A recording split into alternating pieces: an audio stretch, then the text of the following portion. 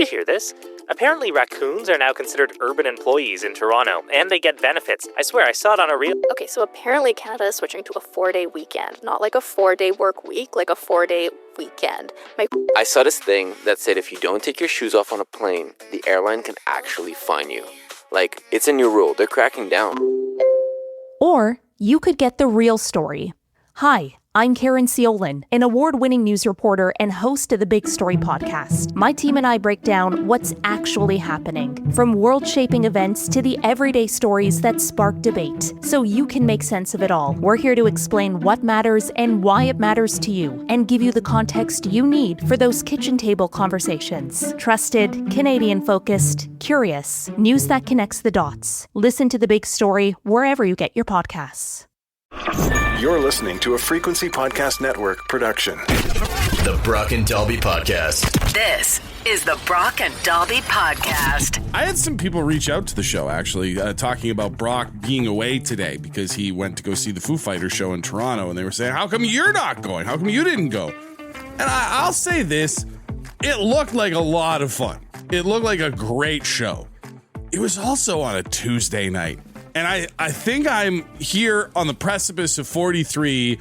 I have fully accepted, maybe not even accepted, maybe embraced the idea that sometimes a night in just sounds like the best option. When I was in my 20s, when I was in college, when I was a younger man, the idea of staying home was always the last resort. You know what I mean? It was always the well, I guess if there's nothing else going on, let's throw on a movie or a show and we'll just chill at home today. Or maybe you just take that much needed day off in between going out where you would be like, ooh, better sit this one out. My body is going to revolt if we keep pushing it too hard. But now I'm a little more on. I'm in my 40s and suddenly the last resort has become sort of the first option on the roster. It's like, I still like to go out from time to time. We just went on a boat cruise last week. We went to Rock on the River not all that long ago. I'm very excited. I've got tickets to go see WWE SmackDown Live in Toronto coming up in a few weeks' time. So I still like to go out, but I have also grown into loving the idea of just man, nothing on the calendar today. None of the kids have a sporting event or an activity or a hobby that we need to get to. We don't have any obligations. Nobody is asking or requesting our presence somewhere.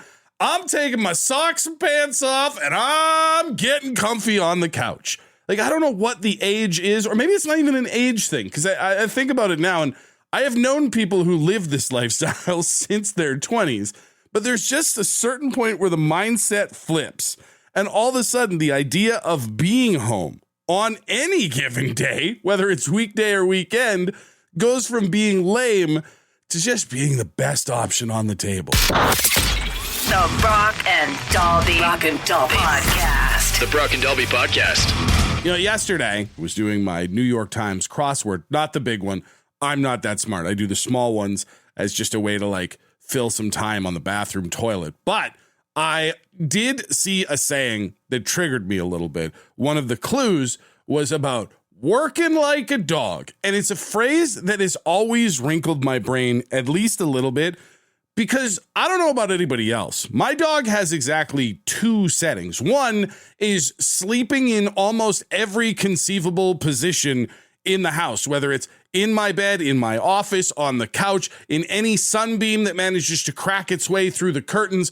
My dog is sleeping a good 60 to 70% of the day. And then when she's up and at it, working, so to speak, it is the most frantic, nonsensical digging and scratching and clawing and running and back and forth and foolishness that I've ever seen. If I had an employee, if I was a business owner / operator, and I had an employee that worked like an actual dog, they would probably be on, at the very least, probation, and more likely their way to the unemployment line. And I can understand that maybe it harkens back to a time where dogs were not necessarily bred to be our best friends and pals and lazy and hang out with us, and more bred for jobs like herding and that sort of thing. Sure, maybe at some point, working like a dog meant something that you could be proud of. But when you hear someone say it now, it's just like, have you seen a dog lately?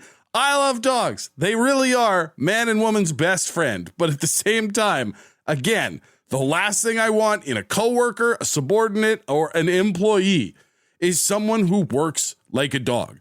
It's almost as bad as it's to stay in like the animal realm. The phrase raining cats and dogs. We've been getting a ton of rain so far this summer. I have heard on more than one occasion that it is raining cats and dogs out there. What in God's name was happening the day the first person who coined that phrase said, oh my God, it's raining cats and dogs? Because it's one of two things. Either this person had such an abundance of cats and dogs that they were just everywhere, falling off the furniture, climbing up the walls, completely overtaking the place where they lived, and that seeped its way into his vocabulary. Or there was some sort of horrific tragedy in which cats and or dogs were falling from a great height in a massive quantity. Either way, it's a phrase that makes absolutely no sense. Or I'll give you one other one, and I don't think I need to explain why this is weird. Bite the bullet. Normally meant to be if someone has to just put their head down and get through something that they're not entirely excited about. But why are we biting the bullet? There is literally no scenario in which you should ever, for any reason, bite a bullet. The Brock and Dalby Podcast. Talking about sayings, idioms, phrases that have never made any sense to you. Things that people say all the time that you just like, what are you possibly talking about? Got a friend of the show, Ryan, on the phone. Ryan, what is something you hear all the time that just makes your brain itch? Slept like a baby. Has to have been invented by someone who's never had a baby. I agree. Like, I have 3, and they might sleep well for maybe a little period of time, but in the long run. A baby can have like real deep, peaceful sleep for like 4 minutes, and then they're rolling over, or they're awake, or they're hungry, or they peed, or they pooped. It is the most erratic. If human adults slept like babies, no one would ever get any work done. Exactly. See, it just doesn't make any sense. We would all fight so much more because we would all be so cranky. And a lot less clean. That's true. We would all be rolling around in our own filth. Another one that's been texted in by a lot of people, and there are a lot of animal-related ones, which is odd, concerning at best. But the phrase, more than one way to skin a cat, I'm willing to acquiesce that, yes, there probably is more than one way to skin a cat. I guess the question I would have is, how much cat skinning are you doing on a regular basis that you need to know one proper way, much less multiple proper techniques for this? Who's skinning all of these cats? Who hurts you? What's wrong with you? So many animal-related idioms, too. Robert on the phone. Robert, you said that you had one that bothers you when you hear it? 3825ing the dog. You know, I can fully accept and admit that you shouldn't be doing that at work. That's definitely not okay in the workplace or actually really anywhere. But why is it lazy? I have no idea. I just work construction, and that's what everybody keeps saying all the time, and I don't get it. The idea is if you're not doing your job, that you're 3825ing the dog. But like, I don't know. I'm not endorsing it in any way, but I do feel like there is some effort involved if you're doing that to any creature, dog or otherwise. That is true. That's working a lot harder because then you got to catch them. That's right. Once you get your hands on them, then the real work starts. That is true. The Brock and Dalby Podcast. It's not okay to be on your phone while you're driving. And we've all been guilty of it. I'm not sitting up here on some high horse throne looking down on the people. I've grabbed my phone to respond to a text before or to look something up real quick. It's dumb. It's dumb when I do it. It's dumb when you do it. It's dumb when 74 people in New Jersey were so engrossed in their own phones that they didn't notice a police officer in a really lame Bush costume catching them on their phones. See, an officer in New Jersey put on what kind of looks like a ghillie suit. Like if you've ever looked into like snipers and stuff like that, or you watch those war movies with snipers where they dress up in the suit that looks sort of like frilly grass so that they can hide and shoot at the enemy. Instead of hiding in a field, in a war zone, This officer was standing on the side of the road pretending to be a bush next to a tree. And it's funny, and you'd never think that it would work until he caught 74 different people over the span of 6 hours blatantly on their phone. And you just have to assume that they were definitely deeply engrossed in whatever was on their phone, because I feel like anybody paying even remote attention would look up and be like, is that a person dressed in a ghillie suit? Is there an active shooter happening here? Like, it would catch your attention. You would at the very least want to know more about what was going on. It would probably make you put your phone down for a minute and pay better attention. But for 74 different people, they were so into their texts, their Facebook, their Candy Crush, their YouTube, whatever it is, that they didn't notice a grown man dressed as a bush.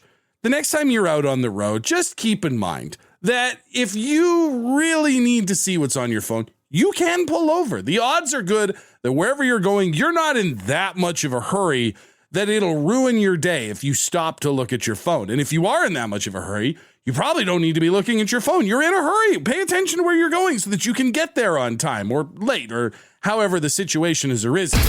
This is the Brock and Dalby Podcast.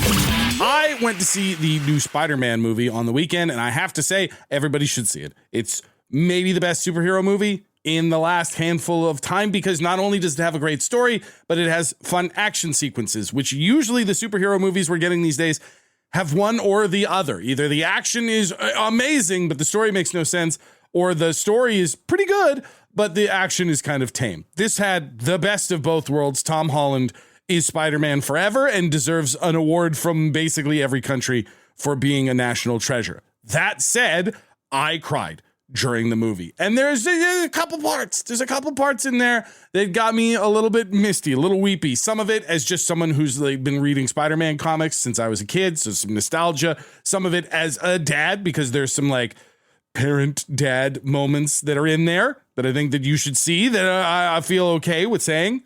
Gave me a little bit of the vapors, a little bit of the weepies. I find myself crying during movies a lot more often. And I know part of that is as you get older and there's hormone changes and all that other stuff. But I think also just as you get older, you get more life experiences. You go through more trials, more hardships, more happiness, all the different things that can trigger emotional responses. And therefore there are more things that can make you emotional. So I'm not embarrassed by it. I am a little embarrassed by some of the movies I have cried at. I cried at the Spider-Man movie. I cried at the new Toy Story movie. That one, not embarrassed about. If you make it through that movie as an adult without crying, you should see somebody. You may be over-medicated. Your emotions have been stifled to a point of that being kind of unhealthy. I also cried a little bit at the Minions movie. I took my kids to go see Minions and Monsters. And there was a moment towards the end where I had a little bit of a oh no, I'm welling up, I'm tearing up. And that one I don't necessarily tell you with a point of pride in my heart. That one is a little bit more of oh no, I might need more medication. I might be on the other side of the spectrum. But I do, I do love when you go to see a movie that gives you more than one emotion. When you can go and there's parts where you laugh or you're mad at the villain or something that's bad that's happened in the movie, or a movie that can give you an honest to God emotional twinge where without even thinking about it, suddenly you find yourself welling up. That to me in my 40s is what makes a movie a killer time out, worth the money if I can get an emotional response from it. And if that movie happens to feature the Minions, then so be it. That's who I am now. The Brock and Dalby Podcast. Talking about what was the last movie that made you cry. I got friend of the show, Ed from the county, on the phone. Ed, what is the last movie that gave you a little bit of the weepies? $1 Million Baby, Clint Eastwood. Oh, I've never seen it, but I've heard that one has broken a few fellas down. Okay, I don't care how big of a man you think you are. If you don't cry at the end of that, you don't have a heart. That's the thing, is there are some people that still wear it's the old grizzled badge of honor, which funny enough, it's from the era of watching movies with tough guys like Clint Eastwood. They're I don't cry, I'm a man. But at some point, we've sort of evolved into if you don't cry, that's weird. To me, it takes a bigger man to actually drop a tear than it does to hold it in. Yeah, and if it happens to be to a Clint Eastwood movie, then so be it. Clint Eastwood made it all tough. That was a guy who wouldn't even wear sunglasses, stare directly into the sun so he could squint harder while he was doing all those old Westerns. And yet here he is, twisting the knife on us emotionally nowadays. Yeah, that and Gran Torino. Yeah, that's another one. Hell, Yeah, even that another baseball movie where he's a scout that can't see too good. I was like, he's trying his best. Exactly. I'm just saying, we're at the point now where if you go to the movies and you cry, like, that's fine. That just means that whoever made the movie was successful in capturing the emotion that they were trying to get out of you as the viewing audience. Some other people here texted in 762-555. Tom texted in Marley and Me, and like, yeah, a lot of tears been shed to Marley and Me. You can't do that to a dog. And I mean, it's right up there with Old Yeller, right? People see sad things happen to dogs, and you just immediately are like, no, they deserve better. Dogs are the best. Ashley kind of summed up what I was thinking, 762-555, when she texted in. Any movie with anything remotely sad now makes me cry. Like, we used to be so tough back in the day. We used to have emotional armor, but as you get older, it starts to wear away. Ashley was saying the movie Onward has a really emotional scene between like a dad and a son that something is supposed to happen and it doesn't happen. I don't know why I'm trying to not spoil a straight to streaming Disney movie that was kind of okay that came out a bunch of years ago. But either way, it was a sad moment. I cried during that one too. She said it's tough though when she cries in front of her kids because they'll be like, oh my God, Mom. Same thing. You know, when I cried during the Spider-Man movie, my daughter leaned over and was like, really? Really? That's what we're doing right now? It's like, just leave me alone. Let's go to friend of the show, Sarge, for one more here. Sarge, what's the last movie that made you cry, brother? Honestly, probably the Bee movie. I watched it a couple weekends ago, and you know what? It's just one of those cult classics in the bees world. The bees are going to end. The whole hive's going to go down, and, you know, kind of just make you tear up. And at the end, they all group together and save the day. It's just one of those heartwarming stories. I have watched the Bee movie countless times, both as a dad and also as somebody who used to do drugs. But I will say that I don't know that the movie has ever brought me to tears, but I already said I cried during the Minion movie. So, like, I'm not here to cast judgment, brother. You know what? It's all about the style of the movie, right? There is something about Jerry Seinfeld leading all those bees to save the day at the end that just does be like, you know what? Maybe we can get along after all. Oh, what a great movie. The Brock and Dalby Podcast. The Brock and Dalby Podcast. Fantastic news, everybody. If you can hear the sound of my voice right now, and this all isn't some elaborate computer simulation, it means we're still alive. And if that sounds like a weird thing for me to have said, because why wouldn't we be alive? Well, because a rocket crashed into the moon this morning.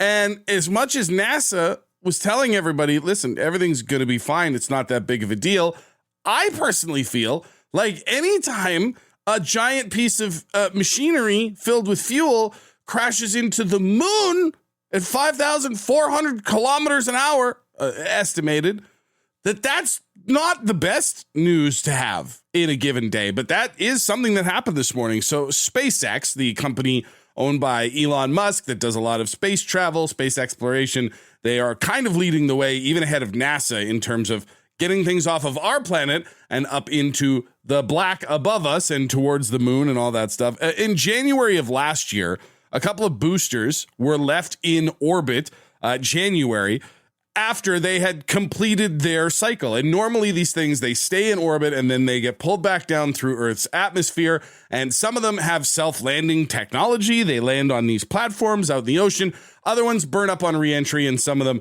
land in the ocean and have to go and be recovered. But for some reason, this one, I don't know if it drifted out of our orbit or it was pulled out of our orbit. I'm not a space scientist. I am a word sprinkler. But it eventually got pulled into the gravitational pull of the moon, and as of about 3 a.m. Eastern time this morning, was believed to have crashed into the surface of the moon. And again, in my mind, That feels like the plot of a movie. Like the rocket will hit the moon and it will uncover some sort of alien cave or den, and they will be pissed and they will take over the Earth. And now we're all living in some sort of space super troopers, not super troopers, space troopers, whatever. We're all going to fight alien bugs and die. But NASA seems to be convinced that this is actually good news because the impact will kick up a bunch of lunar dust and debris, create a new crater, and could be something worth studying. So I believe we're just waiting for the moon to rotate a little bit. NASA's got all their telescopes pointed up there looking at the impact, and maybe we discover something from here. Or maybe we just learn that it's not the worst thing in the world to throw our garbage at the moon, which I don't think we should do. But, you know, if it saves money, billionaires will do literally anything they can to send their problems into space instead of dealing with them here on Earth. But again, we're alive, and I don't think that can be understated as important. The Brock and Dalby Podcast. We've known for a while now that AI chatbots are maybe a net negative on society. They have led to addictive personalities for some people. They have led to people just sort of not thinking on their own anymore and letting AI do all of the driving. But to make things even worse, some of us are falling in love with AI. According to a new survey, 15% of men who've used AI chatbots have had flirty conversations. And you have to think about a few things here. 15% might not sound like a lot, but we are talking about human beings flirting with AI code, strings of data, ones and zeros on a box on the internet. That's any number is not a great number. And two, people are generally shy about things that they know might be a little bit embarrassing. This is 15% of men who admitted that they have had flirty conversations with AI. Women are not off the hook, by the way. 8% of women who were surveyed. And I feel like women are more likely to hide this information because they tend to be a little bit more aware of what makes them look silly. 8% of women say that they have also had flirty conversations with an AI chatbot. Just to be super clear, if you've thought about it, don't go outside, meet real people. That's how it's supposed to go. Please don't flirt with AI. They're not going to treat you better when they take over the planet. This is the Brock and Dalby Podcast. Would you rather Wednesday? Would you rather Wednesday? Yes, Would You Rather Wednesday. You give us options. We debate as to which one could possibly be better, or in most situations, which one could be less worse. And we'll start with, I believe, what is one of those scenarios. This one says, would you rather eat nothing but chocolate-covered bugs or bug-covered chocolate? And there's an argument to be made on both sides here, because bug-covered chocolate, while obviously disgusting, you could brush it away. Like, you could try to wipe the bug off of the chocolate and only therefore get small amounts, which is just a little bit of protein anyway. Chocolate-covered bugs, I've tried bugs on a couple different occasions, usually at like a fair or on a dare or some sort of challenge, and 0 times has it gone in a way that I would look back on fondly. So I think, gross as it might be, I think bug-covered chocolate is the way to go. I think you've got a better chance of making it out unscathed. James wants to know, would you rather look like Jar Jar Binks or sound like Jar Jar Binks? Which is a tough question because most people hate Jar Jar Binks and what it represents for the turn that the Star Wars franchise took. But also, if you've ever seen or heard Jar Jar Binks, it's an impression I don't feel comfortable doing because it feels super racist. So I think I would rather look like Jar Jar Binks, because I think if you talked like Jar Jar Binks all the time, you're going to catch hands. Someone's going to take it personally, take it the wrong way, and that's not going to go well for you. Zach wants to know, would you rather drink spoiled white milk or spoiled chocolate milk? A lot of bad food ones today. I think I would rather drink spoiled white milk because I think you would know quicker and you'd be able to walk away from it. Whereas if you took a sip of spoiled chocolate milk, not only do you get that rough spoiled milk reaction, but I would rather be turned off by milk. I would rather be nervous about drinking milk going forward than chocolate milk. Chocolate milk is delicious, and I don't want to associate any bad things with chocolate milk ever. So I think I'd rather drink spoiled white milk, just so long as it was like a one-time, one-sip kind of thing. Josh says, would you rather work every single day straight, 7 days a week for 3 months? So that's like 90-ish days of work. But then you get 3 months off, or work 3 14-hour shifts a week and get the other 4 days off. It's tough because obviously in our job, like we work 3.5 hours a day of actual on air for the show, but then there's like all the hours we put in doing stuff like the podcast or the new video podcast, which, by the way, you can start watching on YouTube. Text YouTube if you want to get a link to see what that looks like. We just dropped the first one yesterday. Like our job is weird. We don't work standard hours. So like working every single day for 3 months and then getting 3 months off, it would be tiring mentally, but it would also be a nice vacation at the end of it all. Versus like 3 14-hour shifts. I don't think I could do 14 hours on the radio. I think someone would show up here and make it stop if I was on the air for 14 consecutive hours in 3 consecutive days. So I think I would take the work every single day straight, but only because I don't have a real job. If I had a real job that required real strength and effort, that would probably be how you get into an early grave.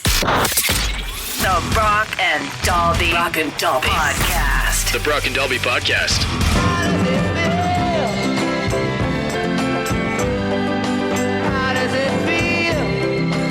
It's the newest game on Win Stuff with Brock and Dalby, where we ask you the question, how does it feel? Give you a different idea, concept, feeling, scenario every morning, and then you get to tell us, well, how does it feel? So today we asked, how does it feel to run? I'm not a big running guy. I did do about 30 minutes on the treadmill yesterday. The speed was not high. I don't think anybody would call it a run. Maybe a somewhat speedy gait. How about that? Just like a good, it was barely a jog. Let's be honest here. So what does it feel like for people who run? Some people love it. Some people find it therapeutic. For some people, it's punishment. Let's find out what Justin thinks about it as we play for $100 in Lotto 649 tickets. Here's Justin's answer. How does it feel to run? It feels like just pain. I'm at 40 and I can barely even run. It hurts my ankles, my back hurts. I just walk. There you go. Justin says it feels like pain. This one, no name on it. What do you think running feels like, ma'am? While running can be a good thing, I find it rather stressful because usually when I'm running, I'm either trying to get to the gate on time to catch my plane. I've been known to chase buses down running, and my personal favorite is when someone who's 100 yards ahead of me holds the door open. Then I feel obligated to run closer to get to the door so that they don't have to hold it open for so long. Yeah.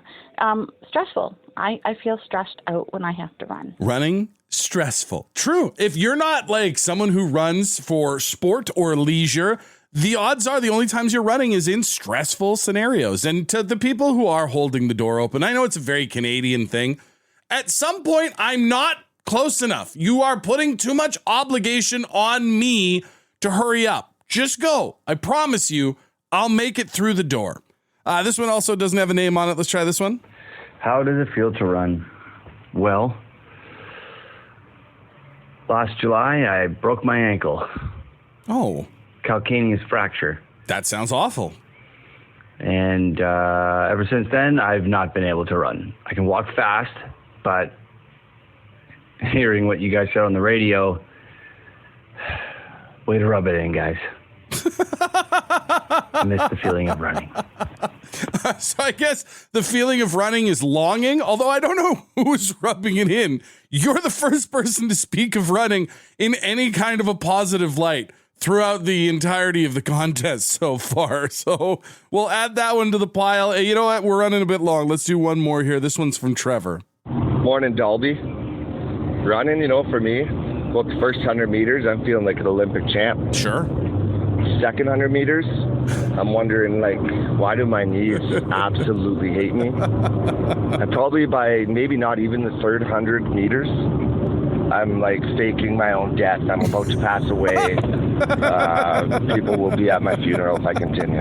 We're not even doing one full lap of the track before we are considering faking our own death. Congratulations to everybody who sent one in. Those 4 were excellent. So now it's time to decide who is going to be getting our prize today. Who is going to be winning the $100 in Lotto 649 tickets. I do like the last one. I like that running can be complicated. I like that running can be multifaceted, can feel good unless you have to do it for too long. But I will say, for me personally, and I'm seeing some texting coming in here that agrees with me, the one that spoke to me the most, the one that resonated, was the idea that running is just stressful. The idea that running doesn't happen unless something has gone sideways. So here is your winner. While running can be a good thing, I find it rather stressful because usually when I'm running, I'm either trying to get to the gate on time to catch my plane. I've been known to chase buses down running, and my personal favorite is when someone who's 100 yards ahead of me holds the door open. Then I feel obligated to run closer to get to the door so that they don't have to hold it open for so long. Yeah. Stressful. I feel stressed out when I have to run. Holding it down for all the people that only run when it is an absolute necessity. You get the ding, and you get a round of applause, and you get $100 in Lotto 649 tickets from our friends at OLG. The Brock and Dalby Podcast. Just want to say, I saw an article today that says that eating pasta can have an actual therapeutic effect on your mental health. The idea of sitting down with a warm bowl of spaghetti or noodles or whatever your flavor is when it comes to pasta can actually send signals to your brain that can help you to feel better if you're feeling a little bit down. So the next time that you find yourself eating a can of Chef Boyardee right out the microwave with a fork over the sink, just know that that's a good thing. People will try and tell you otherwise, but what you're doing is really healthy, and I'm proud of you for doing it. Want to be a part of the podcast? Leave a message on the Bad Line. The Bad Line is the answering machine for the Brock and Dalby Show. To get the number, text the word BAD to 762-555. Thanks for listening to the Brock and Dalby Podcast.